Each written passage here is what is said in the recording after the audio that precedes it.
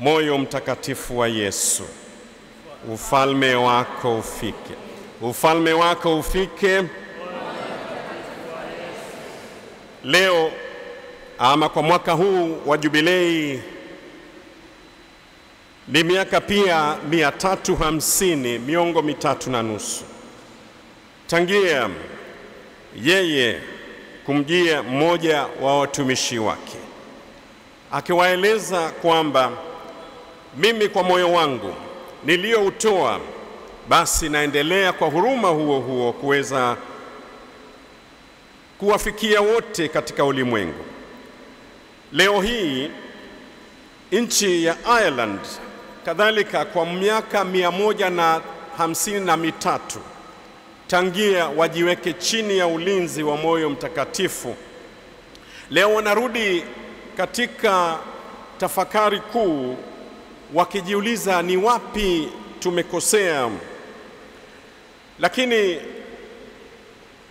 askofu mkuu pale anasema wamrudie Mwenyezi Mungu kwa moyo huu wa huruma, waombe huruma kwa Mwenyezi Mungu ili Mungu azidi kuonyesha upendo licha ya kwamba wamepotoka. Lakini je, sisi katika mazingira yetu tumrudieje Mwenyezi Mungu katika huruma yake anayotuonyesha? Tuitafakari vipi upendo huu wa Mungu usio na kipimo? Basi pengine katika machafuko ya dunia sasa, huenda ikawa ni pia jambo jema kuweza kutafakari ni vipi Mungu ametuonyesha upendo wake kupitia kwa mwanawe Bwana wetu Yesu Kristo. Moyo wake uliowakaribisha wale wote ambao walitubu, na ndipo hapa anasema kwamba alifurahishwa sana na kondoo aliyetubu na kurudi katika zizi la Bwana.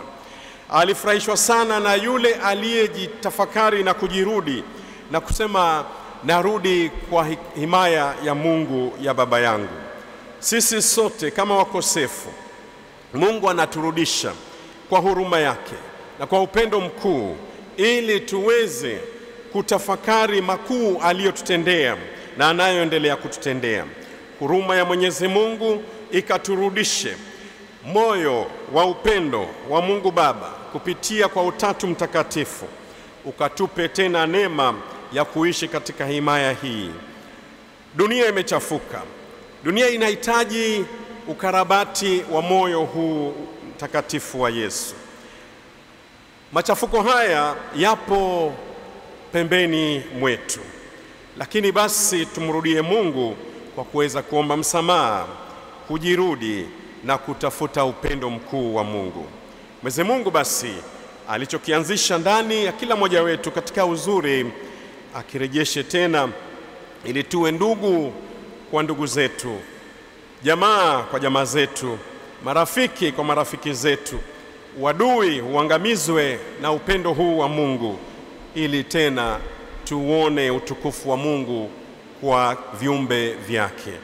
Mungu awajalie, Mungu awape rehema, na Mungu atupe amani tunayohitaji katika ulimwengu wetu.